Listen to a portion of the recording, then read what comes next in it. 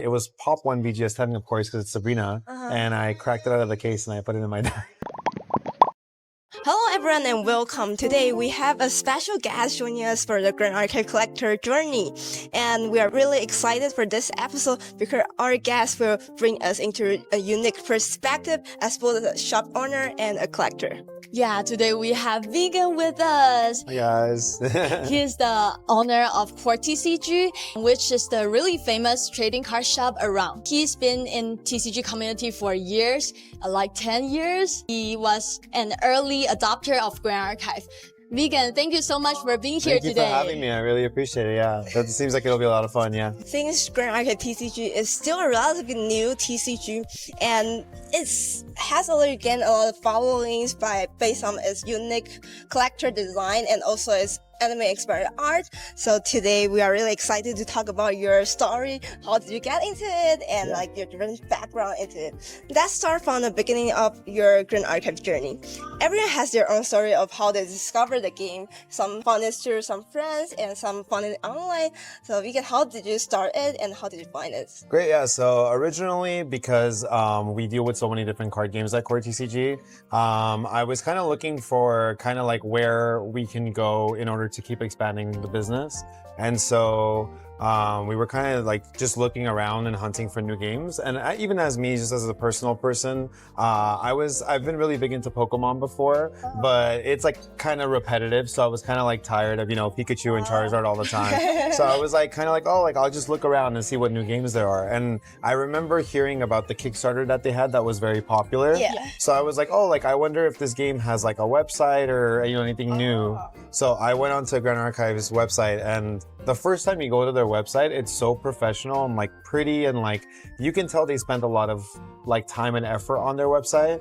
And so I really appreciated like the display. It seemed like they cared so much about like selling you their image, not technically selling from like a money perspective, but like they put so much effort into making sure you were wowed as a customer. And I was like, oh, that's a really interesting approach. Like I know their Kickstarter went well, but that's really surprising for a new game. Yeah. So I just started digging and like looking at the champions and the artwork, and I was blown away by the artwork. So I was like, okay, I need to learn more about this game. Yeah. And they are a really small company. And I was really surprised that they have like staff to design the whole website. Yeah. They're just like 5 to 6 staff. Yeah, it was really surprising us. And even like the little touches, like the company name being Weaves of the Shore, I was like, that's so funny, Just like the lore articles. I'm actually a really big fan of like guessing like what's gonna happen or like what the cards kind of what story they tell. So I really like that they were trying to sell like a story and not just like a trading card, you know what I mean? So I like that a lot, yeah. First of all, you see the art and their website. I was amazed by that. What is the very first moment that you think this game has potential? I remember when I was looking at the design of the characters and kind of how the design reflected in the card game. So, I remember seeing like Lorraine was a warrior, and then in the how to play video, it shows like warrior ally. And I was like, oh, that's interesting. Like I've played a lot of like Shadowverse or like Hearthstone and games where there's like very champion oriented gameplay. And I really like controlled card pool. So like, these cards are strong only for this character and these cards are strong for only this character. I feel like it makes it a little easier to make sure things don't get too out of control while still kind of making you like a dedicated, like I only play this, I only play this. I like that approach quite a lot. So like champion and classes specific. Yeah, I like that. It feels like a video game coming to life, but like on cards. And I've always been a huge gamer, so I like the idea of seeing those classes being represented on cards, you know what I mean? Yeah, like if you like gun, you play your agility. Right, exactly, yeah. That's why I choose Tristan, because I like to be able to do the agility thing, like get your cards back and play it. Yeah, that's super cool, yeah. I usually, surprisingly, you've only ever seen me play Byakko, but I actually almost never play Tamer. My favorite class is Cleric. And I've been like an Arisana main ever since she came out. But I just love the design behind Cleric cards. I think that they always sound better to me than the other cards. You know what I mean? Mage cards are pretty strong too, but Cleric cards just feel like there's a lot of utility, and I like control decks, you know what I mean? Yeah. So you mainly go for water? Yeah, I play usually only water and usually only Arisana. And I, branch out for like Ascents and stuff, but my dream deck would just be able to play like water Arisana forever. Yeah. So have you played the Arizona Negate Champions? I have, yeah. So I played it right when the ALC first came out, and she was, of course, not as strong as she is now during that time. So I really like healing. And so the first deck I ever played was Luxem Xander, but water. And because I like Luxem Sight. And then when Arisana came out, I just dropped the Xander and did Arisana. And I was like, I'll just sit here and like conjure downpour, negate, conjure downpour, negate. And like just slow until I win the game. Yeah. So it wasn't the best deck, but it was a lot of fun. Yeah. Yeah. It's like turn BO3 into BO1. Yeah, exactly. And then they're like, oh, like, are you going to side? I'm like, there's 30 seconds left. So we just let the game just ends. Yeah. It's really fun to hear like how you start playing Grand Archive. And let's dive into the collector world. What was the first card that made you think I want to collect it? The first card. That's I know. So in general, I'll tell you about the approach I take. Every time there's a new game that I play, because I like the idea of trying out multiple decks, I always actually try to get 4 of every card. And interestingly enough, one of the reasons I played Grand Archive versus another new game was I have the unfortunate like max rarity bug, which is if I play a game, I have to play in max rarity. But when I saw Grand Archive and how hard that was to do, I was like, oh, no problem. In this game, I can't do that. So I'll just play non-holos. Okay. Somehow, that snowballed really quick. Yeah. And now, 2 years later, I have almost 4 of everything foil, which I'm not proud of. But that's actually how it started. It was more of I wanted to play, and then I stopped being able to like, I really don't like commons. So I was like, I guess I'm playing foils, and that's where it started. And then that's when I started piecing together like playables and then some collector pieces too. Yeah. But if I had to think of like I guess the first card that I really was like, wow, I need that card like right now. I really liked the Trisket CSR from Supporter Pack 1, and I really liked Lunette from Event Pack 1. Those two CSRs were like gorgeous. I was like, wow, I have to own those cards, So yeah, those were the 2 I think that stuck out to me the most in the beginning. Yeah. For those 2 cards, did you pull it by yourself or you buy it on the internet or someone? The Lunette. This is going to be like a story people can relate to because it always happens in tournaments. We had a person join the tournament and we gave him a silver event pack and they got foil GCR. And then he got like, I don't know, maybe like 10th. And we gave him 1 more pack and he got Lunette. I was like, it was like his first time playing the game and he got both in one day. And I was like, you selling that Lunette? So that's how I got the Lunette. Trisket I pulled, yeah, because I bought a lot of SP1 at Animex. A little too many boxes. So you got 1 first and then you said, oh, I need 4. So for CSRs, I do 1. For foils, I do 4. So for Trisket, for example, I have 1 CSR and 4 foils. But some CSRs, if I really like the artwork, I get a playset. So, I mean, I would love it for Trisket, but they're a little crazy expensive. But I think the only CSRs I have multiple of are Scry Disguise, the top 100 promo. I have 4 of those. Yeah, it's also because I love Astarte and like, because she's in the Arisana group, So I love the artwork for Scry Disguise. It's one of my favorite artworks in the game. I have a playset of that, and I have a playset of Lost in Thought. The new one with the umbrella. It's such a gorgeous card, yeah. I have a playset of that. And then all of the national promos, like Academy Guide, Exercise Curse, Blazing Throw. I have a playset of all of those in CPR, yeah. So you usually collect the cards that you like the artwork. Yeah. Yeah. How about the mechanics? Like, if you play a deck, would you like to like? Oh, so currently, those are the ones I really go out of the way for. But I have everything else too. Yeah. I think I'm missing maybe 14 cards, and I'll have 4 of every card in the game in max rarity. Yeah. I literally have. 14 cards? Yeah. I have like a red binder for Doa, and it's all the fire cards A through Z, 4 of each. Green binder for Doa, all the wind cards A through Z. Blue binder, all the water cards A through Z. And I have that for every set for every game of every artwork. So like Flame Moon Swordsman, I have 12 of them. Dungeon Guide, I have 12 of them, like 4 of each artwork, Yeah, I have a problem, guys. I think it's 16 binders, maybe? I don't know. 16 total? I think so. Oh my god. Yeah, I believe so. For your collection, would you like want to sell them one day if they Um, offer a good price? Honestly, I feel like I'm really bad at that. As like a store person, I feel like I should have that mentality. But I'm not really like a money person. I'm happy I have a roof over my head. Like my family's happy. Like I don't really care about money too much. So I don't know why I would want to sell it. Unless I was like, for whatever reason, moving on with my life to something else. And I just wanted someone else to be able to do something with it versus it just sitting in my house, you know? Like if I'm done, I would rather someone else just appreciate that, you know? I see. So, but yeah, right now I have no interest in selling any of it, yeah. As you mentioned that your favorite card is quite the star. Have your favorite card like changed over time, or it's always been your favorite? So I think they've stayed the same for a while, and I have a draw. But I think my first favorite card from both a playability standpoint and just an artwork standpoint, especially now after SP3, has always been Fracturized. I love Fracturized. I think the card is amazing. Also because I used to, before Arisana, I was a really big Merlin fan.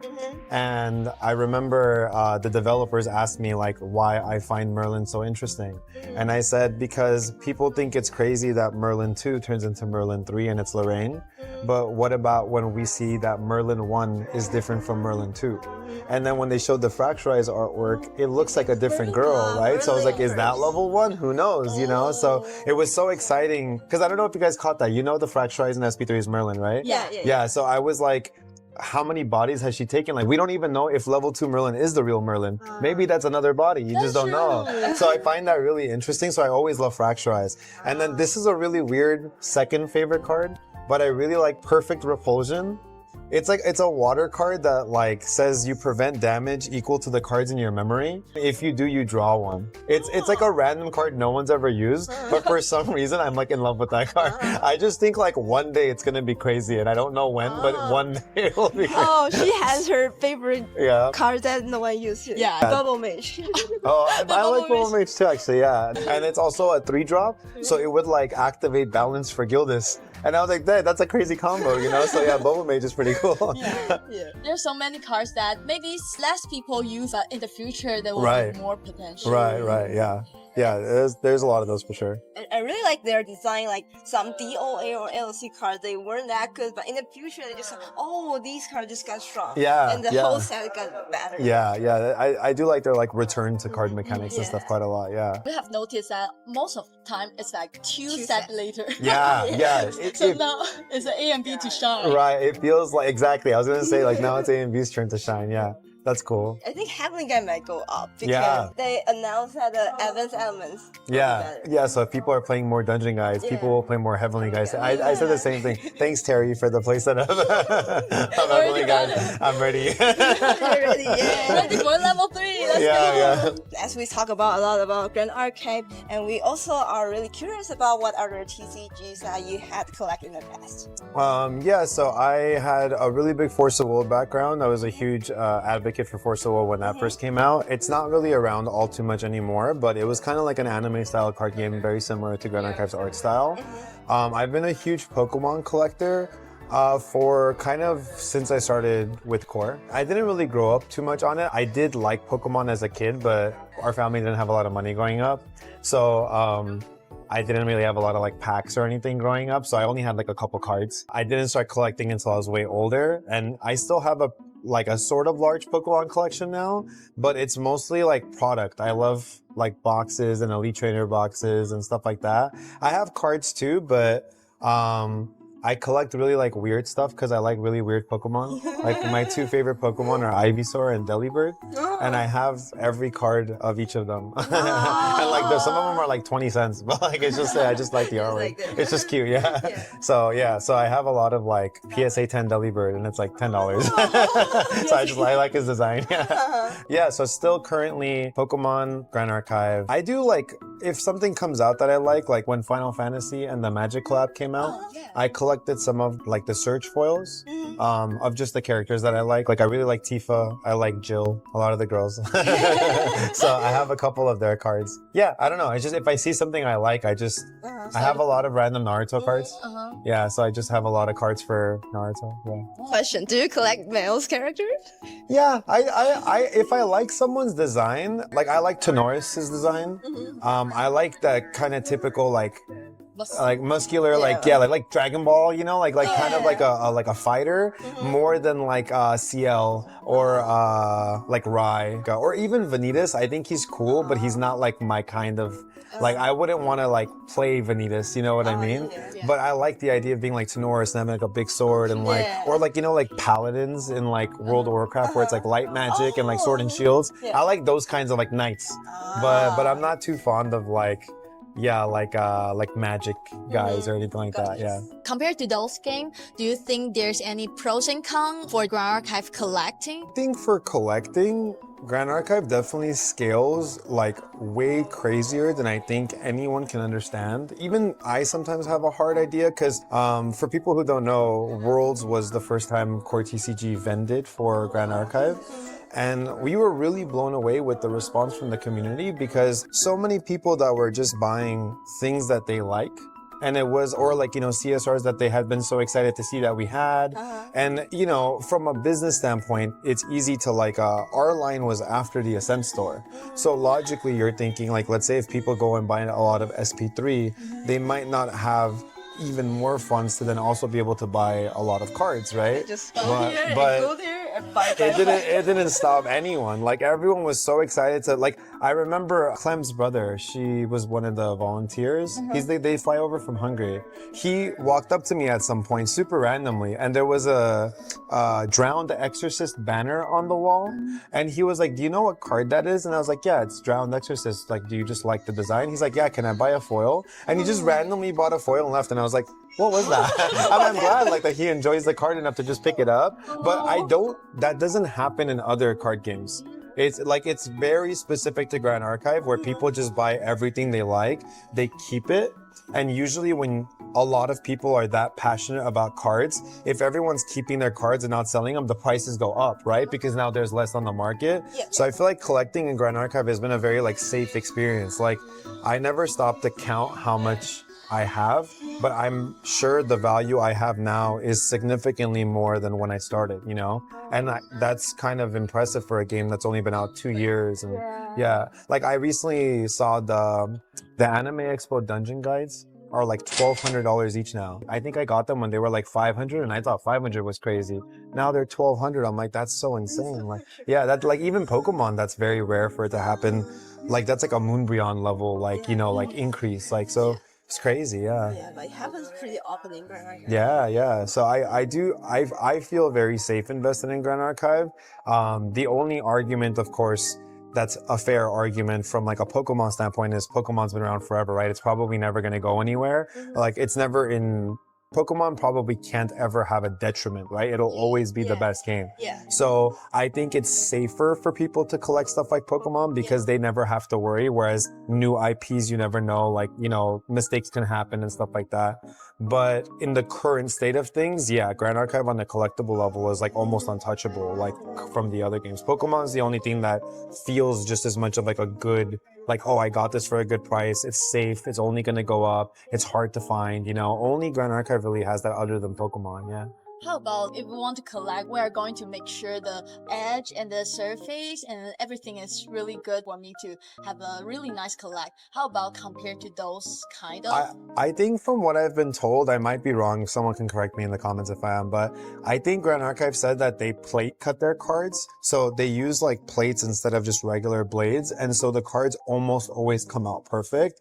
I've actually, I'm not a huge advocate for grading personally. Like I personally do have some graded cards, but I don't like grading for the sake of like financial increase because I just don't think that it's always the most mathematically correct decision to make. I think there's just better ways to increase your collection without doing that. Yeah. So I'm not like too specific about how like center it is or anything, but I've never really had a Grand Archive card that didn't feel perfect. And I noticed in the community that when people do grade their cards, oftentimes they always come back 10s. And I'm like, I don't think I've ever seen a Grand Archive 8. Like, it's rarer to see an 8 than it is to see a 10. I'm like, I've seen 9s, but I'm like, wait, if I have pop 1 8, it's rarer than the PSA 10. So I was like, I don't know, yeah, Grand Archives cards come out really nice. Pokemon, of course, they're like the busiest company, so it might make sense as to why they have a drop-off. Pokemon is very hard to find, like, a perfect card, but I feel like in Grand Archive, it's pretty common, yeah. As you mentioned, like you feel like it's more collector friendly. Do you think if with some of the shorts they did anything that made Grand Archive specifically collector friendly? I would probably think that stuff like when they do like the SP1, SP2, SP3, I think those end up being a really good experience for collectors because it's still really fun to get the card. Yeah, when they do Path of Silver, of course, like the higher rarity you have, the more you scale. But for example, this time around, they did like the small, like Silver Light, where it was like a small submission, and we actually had so many people come to the booth and try to like pick out a couple foils that were missing and like the stamp promo, you know? So I think stuff like that is really nice for them to do. But in terms of high-end collecting, I do think it's a little bit of a, it's not for everyone because it gets very expensive very quickly. Yeah, some cards are just insane, yeah. But I think like they do a good job of making it so that if you own the cards, you do get rewarded on some level, and that's nice that they care enough to reward even the people who might not be spending crazy amounts of money on their cards, right? They just want to enjoy the art and they can still get a benefit too. Also, they announced the print run. It's really like nice for the collector because you will know, oh, this card, if I hold one, in the world you only have 72 and the value is really, really right. high. I do agree with that too. I actually also really like that they do it even outside of the numbered cards, like you said on the print run, because I'm not a huge fan of serialized cards in general, like in any game. I like stuff like, for example, Foil GCR for first edition. I think on their website, it's something like 90 copies, but it's not numbered 1 out of 90, right? But I like that the high-end collectors know that it's rare. I like that more than when the card tells you it's rare. Like I don't need a number to explain to me that it's rare. I'd rather know, you know? Like for example, this is gonna be my like I guess shameless insert, but Cosmic Bolt foil is from Sapphire Pack 1, and I think the website says there's 150, but like no one really has a lot of that card because you don't even know how many were pulled, right? The first regional season was very low attendance. So they could still just be in Sapphire Pack somewhere, you know? I own 24 foil Cosmic Bolts and it's like my biggest probably collection piece, and I will die to the grave with those. So yeah, like I like when someone sees that I have a lot, they realize like, oh my God, like this guy, like I go Polaris for 8 and I put 8 and they're like, are those all foil, you know? I'm like, oh, there is 4 more in my main deck and you know, that much more in my side deck. I like that moment and that realization more than a numbered card. Cause like, I like that it doesn't say anything, you just know, you know what I mean? Yeah. Yeah, that is crazy. If I saw the foil, you had 1, oh, this is a really good collect, but 2, what? And then 3? Yeah. So yeah, I got my last 4 recently, so I have 24. In my binder, it's 2 full pages if I'm not like playing Ari, you know what I mean? So. How about what do you think of Grand Archive's secondary market? Because most of the time TCG is not only go by the store, opening the packs, we also buy others' cards. Do you think it's healthy right now? Yeah, I mean, I will say of course, we crack our own product and sell singles, both on our website and through TCG Player. The performance of singles for Grand Archive is extremely high. Like margins on the cards are very good. I think they're honestly on the more affordable side too. There's a couple cards that are, you know, like 20, 30, some that are like 70 to 100 if you just want to make a deck. But luckily those cards are like very universal cards. Like Dungeon Guide is everywhere, Quicksilver Grail is everywhere, Grand Crusader Ring is everywhere. Even like if you buy Cerulean Decree for water, like that is such a powerful water card, right? Fracture is such a powerful water card. So even the pricey cards, they feel like, okay, like if I buy this, I'm gonna use this for quite a long time. And it doesn't feel like you kind of have a bad experience purchasing the card.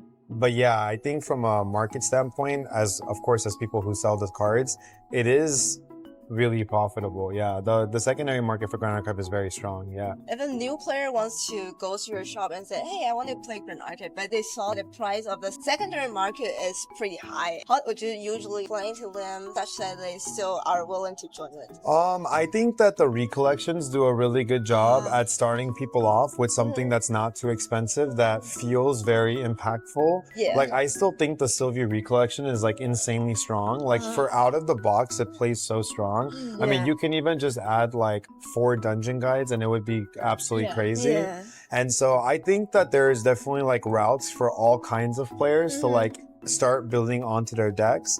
And I haven't really stopped to like do the math, but I would imagine like a tier 1 deck, like something like Fractals is like pretty cheap outside of the Zhang Zhao's. I think everything else in that deck is pretty inexpensive. Yeah. So I think there's like options for everyone. I have also noticed that the boxes, usually it's hard to get play sets of a lot of cards, but it's easy to like get your value back.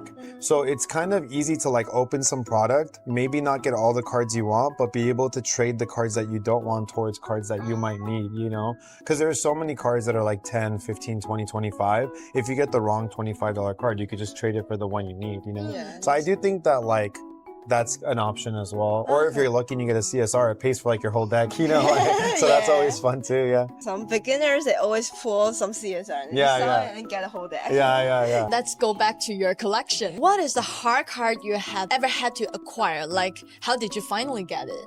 I think the one that I wanted the most and was probably the hardest to get was the first place World Sabrina Spirit of Water. Main deck ended up winning it last year in the 3v3 tournament, and all 3 of the players really wanted to keep it.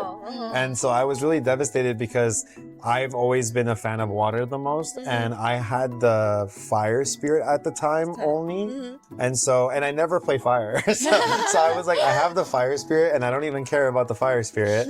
I really wanted the first place water spirit, and they all were really happy that they won, so they didn't want to sell it. And then I was just like, if anything ever changes, I'm here, let me know. And then eventually one of the guys changed their mind, and I do feel guilty though. He had gotten it graded.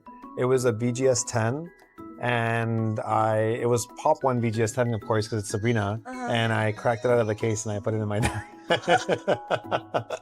I'm toxic, guys. Don't listen to me. So yeah, I have a GCR PSA 10 I cracked and put in my deck too. I told them, honestly, I'll be transparent. I told them if they want to trade the BGS 10 for a raw one to their teammate, the teammate can keep the 10 and I'll take the raw one. But I think they really like the way it was given to them. Like in the, you know, like Grand Archive puts it in a nice box. I guess they wanted to keep it like the way it comes. And I was like, okay, well, just so you know, I'm going to get a hammer. So yeah, now I play it. So I think Sabrina was the hardest for sure. I'm really surprised that you played like with your collection, because many people, it's like if they collect, they just want to set it somewhere. But actually, you play it, and then that's so good. I single sleep too.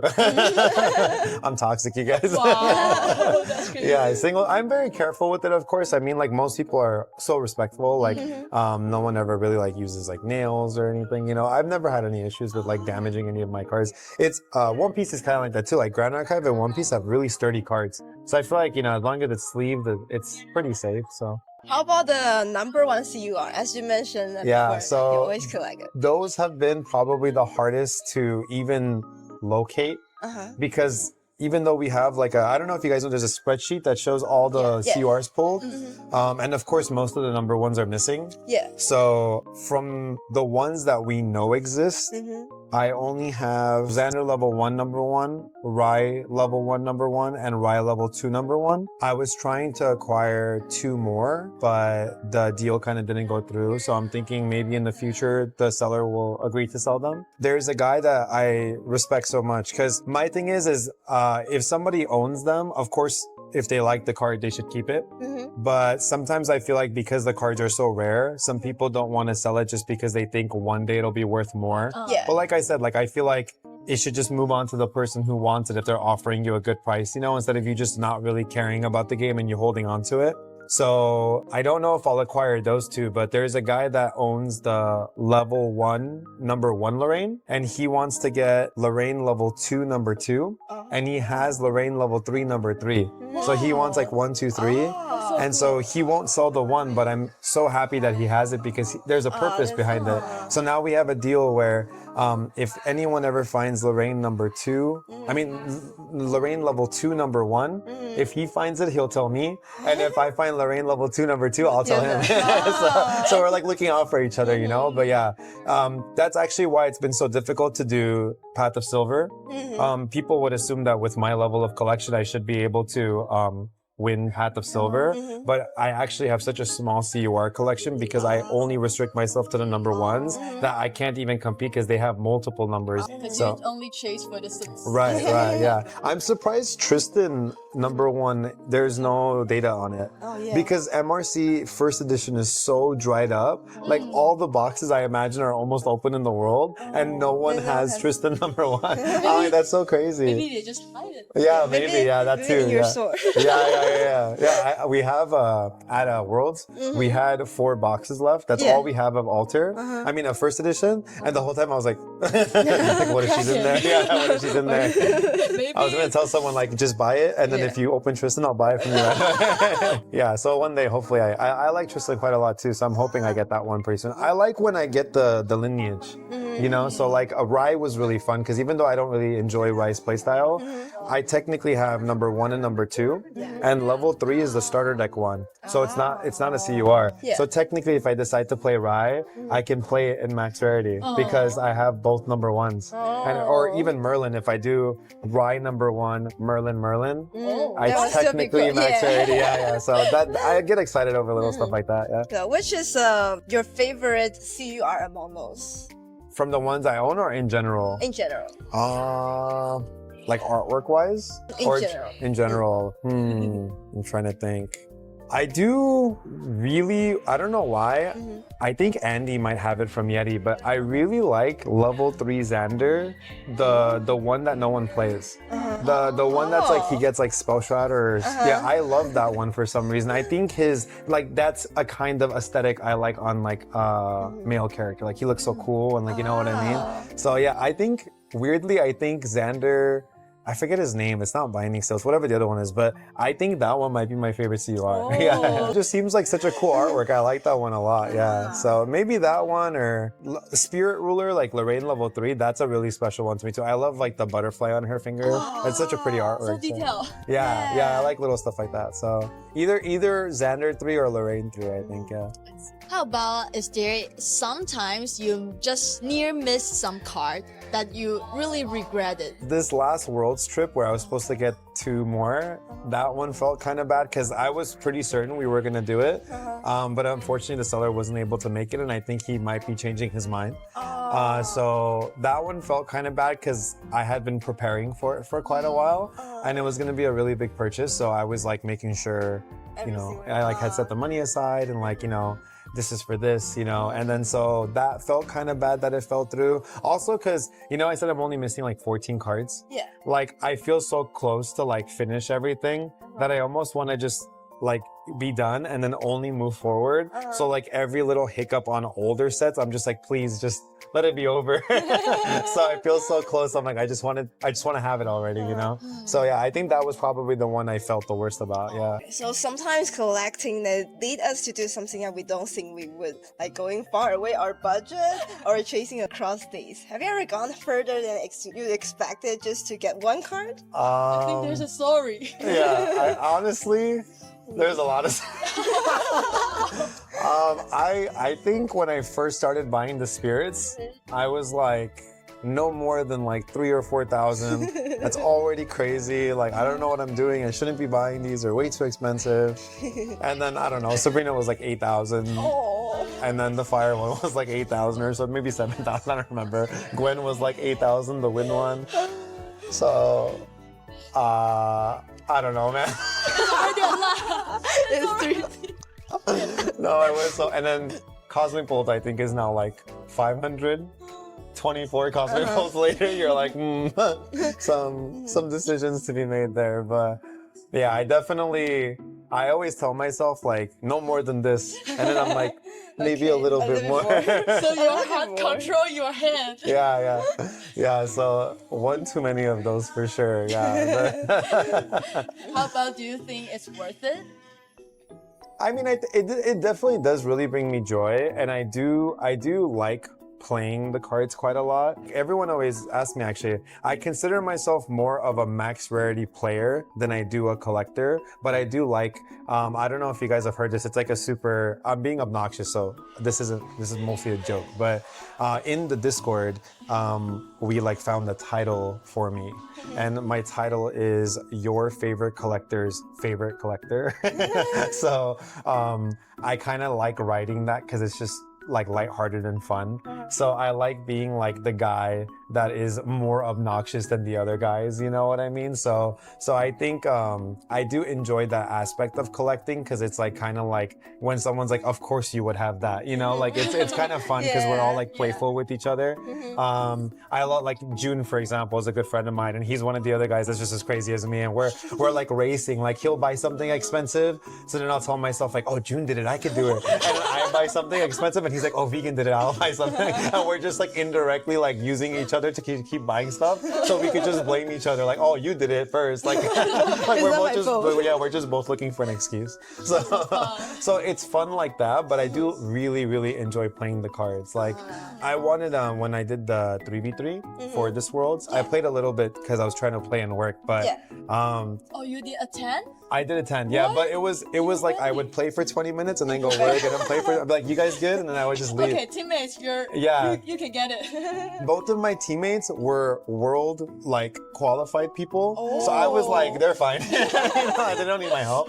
But one of them was playing Genbu, and I made each of our decks in max rarity. So I didn't let them use their own cards. I used all our cards. So all of your decks for max rarity. And I was trying to get 4 Fracturizes from SP3 on day 1. So if he goes Genbu Mill and Mill's Fracturize, he'll just be like, you know, like when did you have a chance? Like I wanted that moment so bad, but unfortunately I got 1. By the end of the event I had 3, but I didn't have enough on day 1, and I thought that would be so funny. Like I wanted him to draw his hand and be like, why? So I was like, that would be so fun. But and also I will say, I'm gonna call them out. My teammates were John and Jet. I played Wind Arisana, but they made me play Serene, and I told them, you guys have Sabrina first place, Athene first place, let me play Gwen first place, and we'll have all 3 spirits. They played their spirits and I had Serene. And I was like, come on, man. I'm like, who cares if we lose? I'm like, this is a strategy. We all flip over the spirits, our opponent shakes their hand and they leave. So I was like, that would work, you know? But I played Serene and they had their cool cards, and I was like, all sad, yeah. They were like, because they were like, you have 24 Astra, you're gonna break. I'm like, but it doesn't matter. So yeah, it was fun. Spirit. Yeah, I was like, oh, we would have the whole table just first place spirits, would be so exciting. So that'd be so cool. Next year. Yeah. Next year we should like record it. Yeah. And then we all go like draw 7. Go first or go second together. Yeah. Let's talk about the Sabrina spirit. As you mentioned, it's go beyond your budget. Is it like emotional factor, or what makes you actually decide to get it? I think it was because I wanted the water one so bad. Yeah, that one I definitely was just like, because originally I wanted all 3 spirits, right? I was almost willing to say that I will trade him the first place fire and some money on top just to have only Sabrina. That's how bad I wanted that card. Luckily, he just agreed to sell it and I got to keep both. But if I had to only have 1 spirit forever, I would only want Sabrina. Yeah. Okay. Till this day, she's my favorite art. And I think it's just so like well drawn and so beautiful that I don't think any other spirit will ever kind of entice me. And also it says first place Worlds, and I'm like, that's the first big event of Grand Archive to like, it's such a cool timestamp, right? So I think I was most excited for that one for sure. Yeah. How do you like the fractal brain art? Oh, I do like it, but I will say, as much as it's like stunning, I'm starting to feel like when I play the game, especially because like some people don't have everything in max rarity, right? But when I play, I think I notice it more because I have usually a lot of the higher end cards. It can sometimes be confusing when you have like a nullifying lantern and it's like the girl with the lamp, and then Fractal of Rain is a girl with the fractal, and then you have Sabrina and then like an ally. Everything looks like a person, and sometimes it can like the board gets confusing because you can't tell like what is a Fantasia, what is an item, what is a warrior, what is a weapon, you know, because all of them look like people. So sometimes depending on like how I feel, like for this season, I don't know why. All last season when I played Nullifying Lantern, I played the max rarity one. But right now I'm currently playing the old original Nullifying Lantern because I like seeing like I love Fractal Rain's normal artwork too. The card is stunning. So I like having like a fractal that looks like a fractal, an item that looks like an item, and then Sabrina's in the middle. You know what I mean? It like distinctifies what type of card every card is versus like as pretty as the artworks on those max rarity cards are. Sometimes it's like a lot of girls, like girl, and so it gets kind of like messy on the board. Yeah. So I love the artwork, but I've been playing just the regular Fractal of Rain and the regular Nullifying Lantern right now. I really like your style. Like that you have your own rule. Yeah. I mean, well, if someone says something, I'll be like, okay, Polaris for 8 Cosmic Ball. To wrap things up, let's give some love to your new collectors out here. Would you have any advice you would give to some collectors that just start collecting grand art? Yeah, I think the best thing to do, this is something I don't see people do enough of, is if you're opening a lot of boxes, I would honestly just save the foils unless you need them for like to build decks or something. I think the foil market for this game, although some of them could be very expensive, some of them are really, really cheap. And when you think about like 3 foils in a box, it seems so little. And I feel like there's no real reason to get rid of them. And I do also like the idea of like kind of how I was mentioning with Pokemon, that my favorite Pokemon were Ivysaur and Delibird. Like there's nothing wrong with liking just designs that you like. If there is like, you know, like Cerulean Decree is, I love the artwork. If you have a non-foil Cerulean Decree and it's only, you know, $15, there's nothing wrong with collecting that. I think people should collect like what they enjoy. And like you said, like, you know, you said you have my own rules. I think everyone should have their own rules. Like, why would someone tell you how you should enjoy it, right? Like if you like Caterpie, you should like Caterpie. If you like non-foil artwork because, you know, you get to see the art a little clearer, there's nothing wrong with that. I don't think it has to be like max rarity or like $8,000. Like I enjoy that because I like having it, but I don't think that that's like the right way to enjoy it. It's just how I enjoy it, you know? So I would definitely suggest that people should keep foils because I do think as the game grows, they're going to get more and more expensive, and it's better not to have to buy them back later for more. And I would also just really suggest that they just stick to what they truly, truly enjoy. They shouldn't bother like letting other people tell them how they should collect. So everyone is collectors. Exactly. Like why not? Just you know get what the I cards mean? that you want and you're a collector. Exactly. Like it doesn't have to be like fancy. It could just be all the artworks you like, you know? I was inspired by, there's a guy in the Pokemon community actually, I don't know his name. I think his favorite Pokemon is Zubat, and he collected every card that has a Zubat somewhere in the picture, even if it's not a Zubat card. And I admire that guy so much. In my head, I'm like, that's like my favorite person in the world because that's just what he likes. You know, it doesn't have to be, some of them are probably expensive, some of them are not, you know, but it's cool. It's like, he doesn't care if it's pricey. He doesn't care if it's rare. He just says, this is what I like and this is what I want. I just happen to be obsessive and like it too much, but it doesn't have to be more than that, you know? So I do enjoy that quite a lot. Thank you so much. It's really inspiring. Thank you so much. It's really happy to talk with you, and we got a lot of idea of how collector is in Grand Arc at this game. Yeah. I'm really glad I can stop to this with you guys. Thank you so much. Thank you guys. So much Bye. for today. Thanks for having me. On our video. We're happy to interview you. Thank you. Take it easy. Bye. Bye.